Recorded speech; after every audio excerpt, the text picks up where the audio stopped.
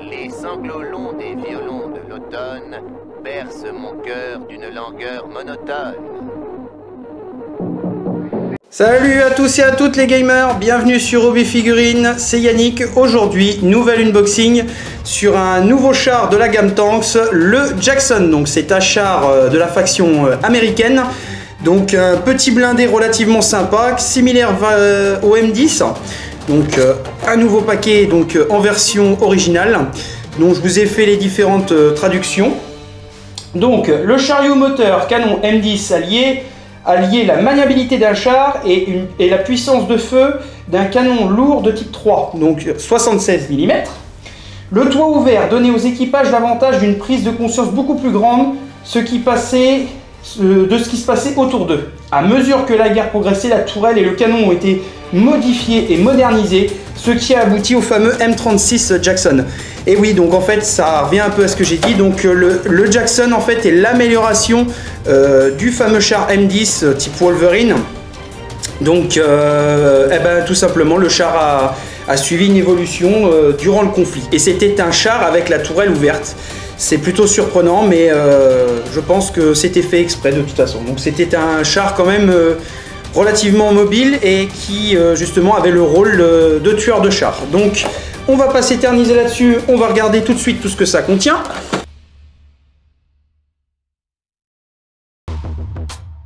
Comme d'habitude, l'extension tank, on a dedans notre petite notice de montage pour faire soit un M10, soit un Jackson. Mais le truc qui est vraiment bien, ce qu'on peut voir, c'est que par rapport à ce que nous propose ce paquet d'extensions, on a quand même quelque chose qui est vraiment génial.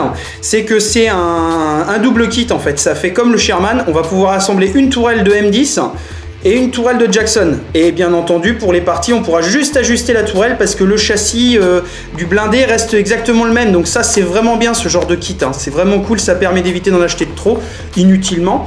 Après, c'est vrai que ça reste toujours sympathique d'ajouter un nouveau char pour les pelotons de blindés.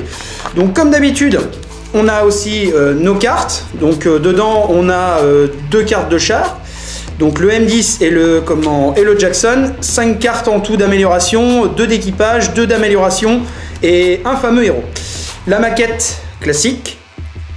Donc par rapport au M10 justement soviétique que je vous avais présenté, on peut se rendre compte que les pièces sont exactement les mêmes en fait, plus ou moins. Donc c'est ça qui est cool, c'est que en fait, si à force de cumuler les kits, ça vous fait beaucoup de pièces. Donc vous pouvez vraiment personnaliser votre char comme vous l'entendez. Là, les jerrycans, galets, elles sont quand même vraiment bien complètes ces petites maquettes Tanks quand même, parce que vous pouvez vraiment personnaliser votre blindé comme bon vous semble.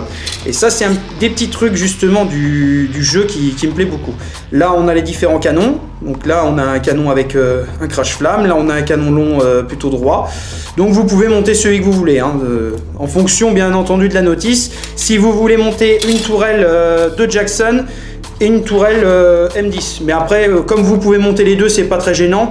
Et moi, je vous le recommande quand même, c'est le but du kit. Hein. C'est pour justement jouer le char en question qui vous intéresse le plus. On va passer aux cartes.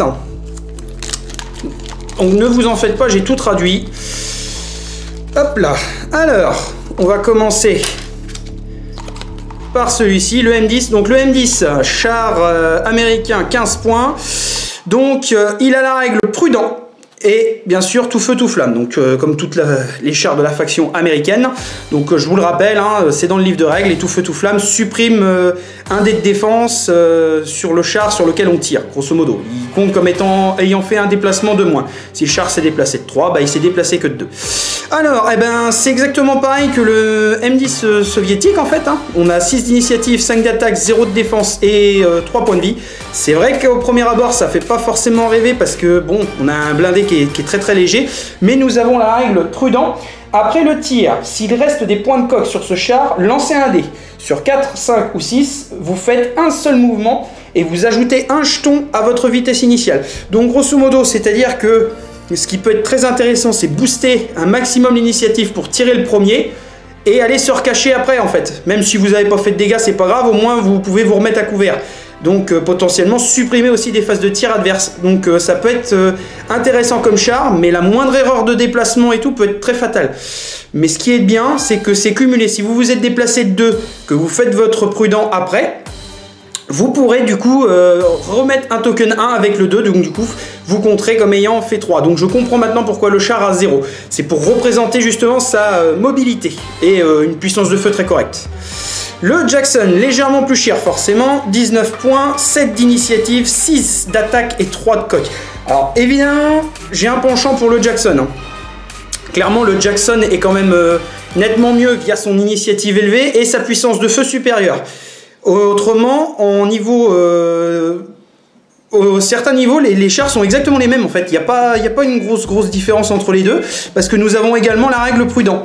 Donc personnellement, moi j'ai un gros penchant pour le Jackson. Donc le M10 peut être bien parce qu'il est un petit peu moins cher. Ça peut être bien pour caser des derniers points de liste quand on n'arrive pas à mettre un char un peu plus gros, donc pourquoi pas pour finir une liste. Par contre le Jackson j'aime beaucoup parce que en boostant encore son initiative avec un chef rusé par exemple pour monter à 8 d'initiative, vous serez sûr de tirer le premier et après de vous barrer gentiment grâce à la règle prudente, donc c'est pas mal.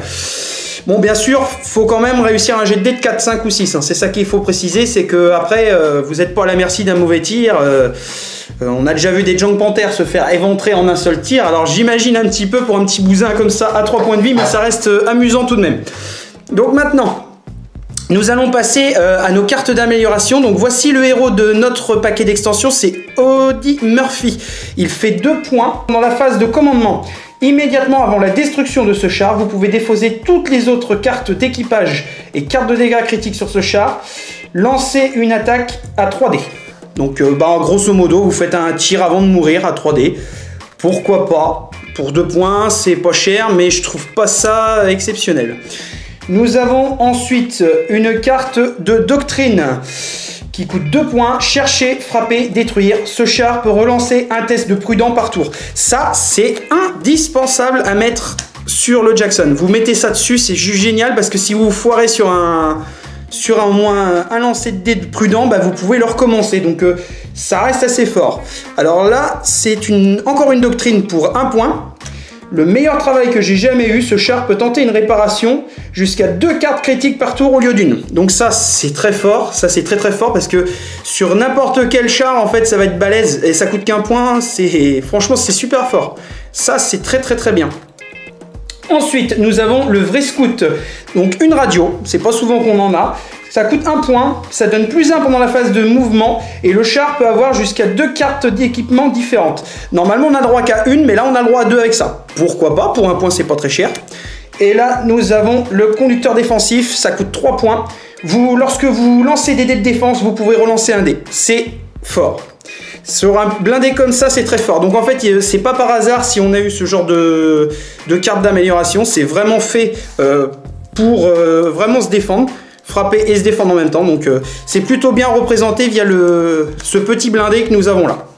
Donc moi dans la globalité ce que j'ai à en dire c'est que le Jackson est un bon petit char, c'est pas forcément celui qui va faire le café comme un super Pershing, mais qui peut être très intéressant à jouer, au moins 2 dans une liste d'armées à 100 points déjà ça peut être intéressant, pourquoi pas. En tout cas pour ma part j'espère que l'unboxing de M36 Jackson vous aura plu. N'hésitez pas à vous abonner aux pages Facebook et YouTube si ce n'est pas fait. Lâchez si vous le voulez un petit pourboire sur Tipeee. Quant à nous on se retrouve pour de prochaines vidéos. À très bientôt les gamers, salut à tous et à toutes.